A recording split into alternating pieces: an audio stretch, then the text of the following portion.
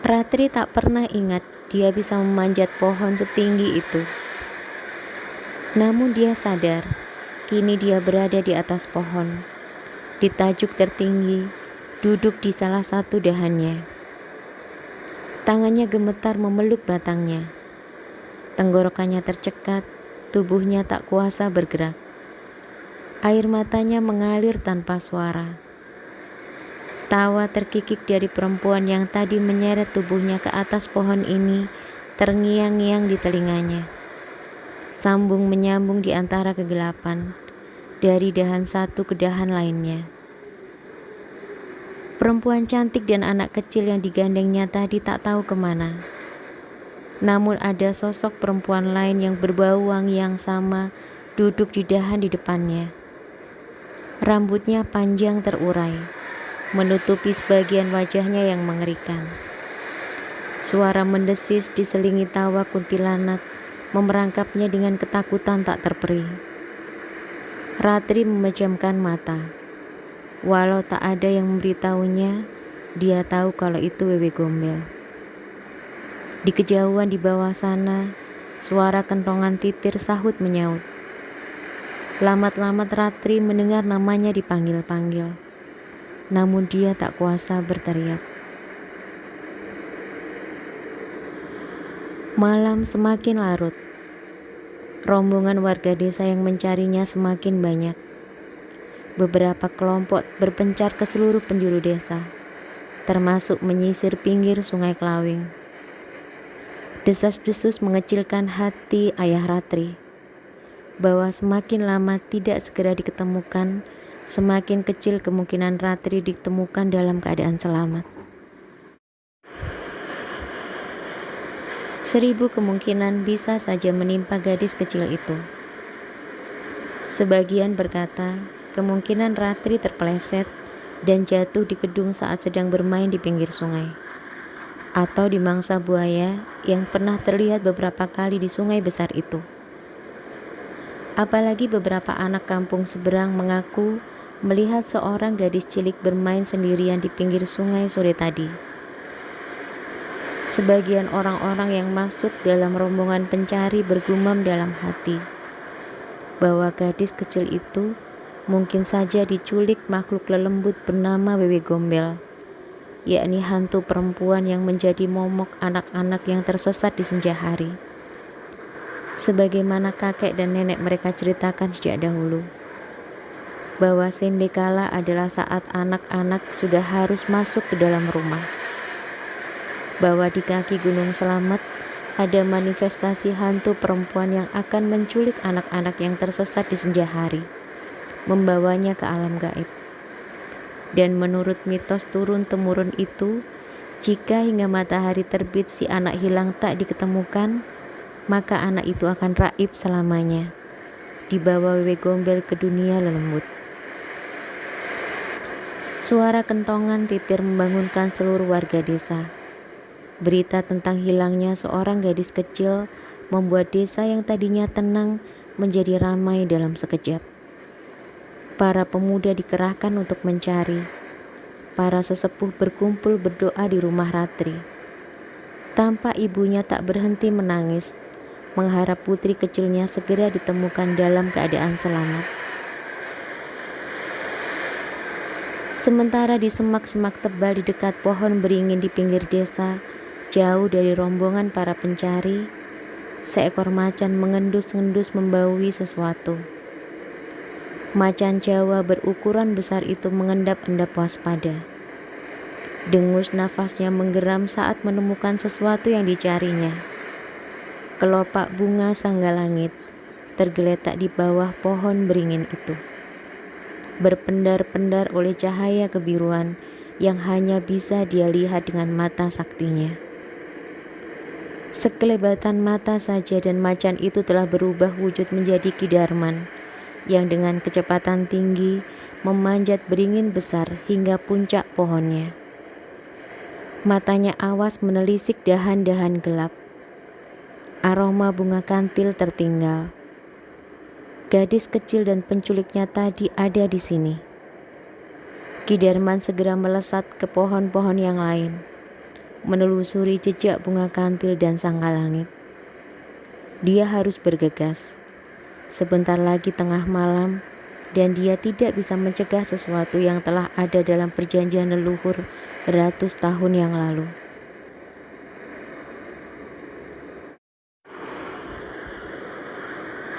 Ki Darman telah mengamati gadis kecil itu sejak lama. Jiwa mungil yang peka akan kehidupan di sekitarnya memang menarik bagi para lelembut untuk memilikinya.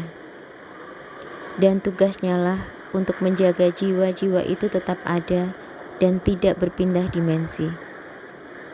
Setidaknya begitulah yang diajarkan gurunya dulu, Ki Suryo Mataram, sebelum dia mengabdi padanya dan mengasah ilmu kanuragan dengan pertapaan dan pengembaraan yang dilakoninya. Hanya manusia yang bersih dan berhati peka yang menyadari bahwa sesungguhnya pohon-pohon bernyawa, daun dan akar saling berbicara, dan hewan-hewan tak sekedar ada untuk melengkapi kebutuhan manusia. Hanya Ratri kecil, bocah di desa itu, yang dapat mendengar ranting bergemerisik, berbisik-bisik, merasakan kesedihan daun-daun yang berguguran, dan merayakan bunga bermekaran dengan aroma-aroma yang beraneka ragam, bagaikan suara lagu-lagu indah dari antah berantah. Mungkin gadis kecil itu belum menyadarinya, namun kekuatan kepekaan nuraninya suatu saat sangat diperlukan semesta ini.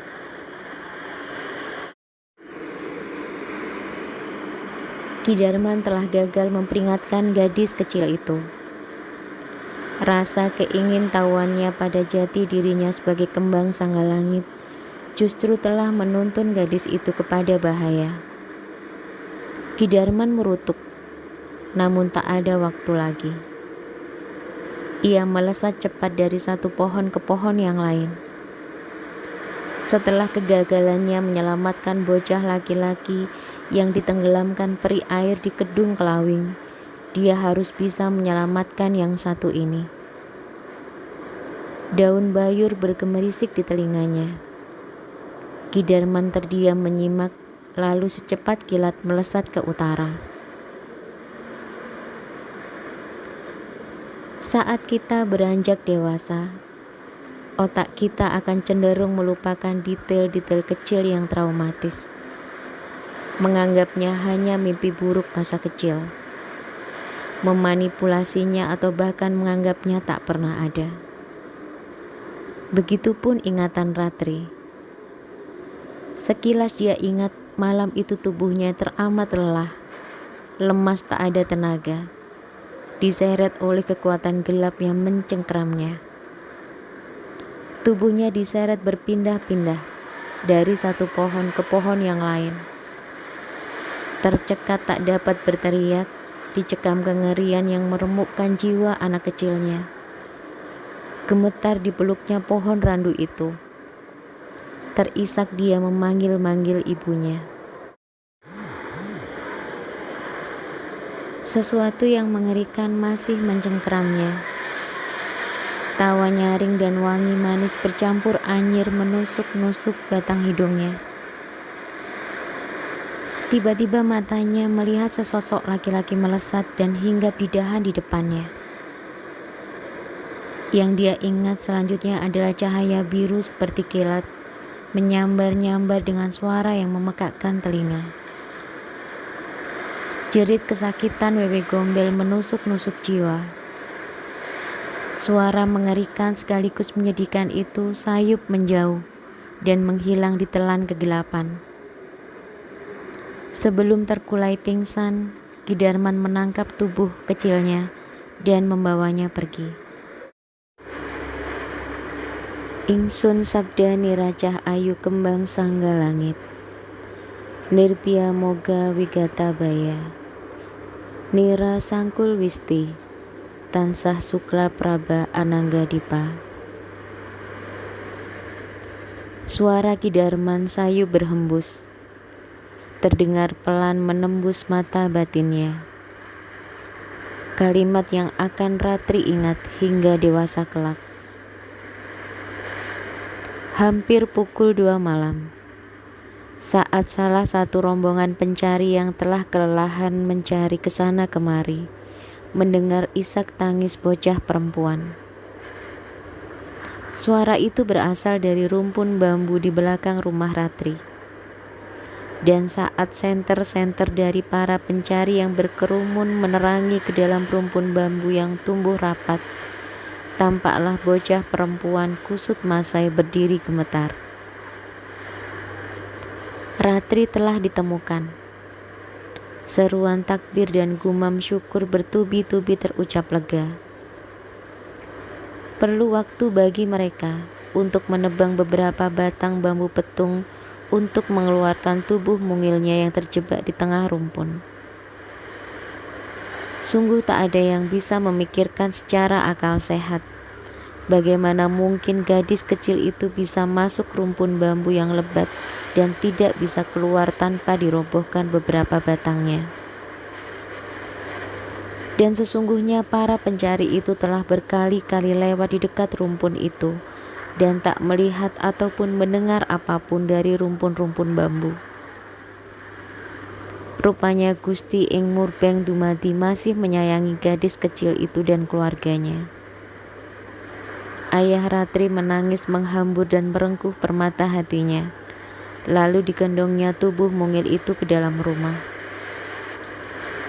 Warga bersyukur dan bahagia dengan akhir pencarian yang melegakan bagi semua. Kisah Ratri akan menjadi pelajaran berharga untuk mereka. Sejenak Ratri memandang jauh ke arah kegelapan. Walau tak terlihat, dia tahu Ki Darman sedang menatapnya. Digenggamnya satu kelopak kembang sangga langit berpendar biru berkilauan di jemarinya yang mungil. Seekor kunang-kunang terbang dari rumpun bambu, menari-nari. Lalu puluhan kunang-kunang lain ikut serta, berputar di antara dedaunan yang bersenandung lagu-lagu dari negeri antah berantah. Ratri terkulai lelah, tertidur di bahu ayahnya. Belasan tahun kemudian, desa telah berkembang sedemikian pesatnya. Pohon-pohon besar telah musnah, ditebang atau disingkirkan untuk dibangun rumah-rumah. Penduduk kian banyak, listrik masuk desa, dan jalanan telah diaspal. Kisah bocah kecil yang diculik Wewe Gombel telah dilupakan orang. Ratri dewasa dan kini tak tinggal di desa itu lagi.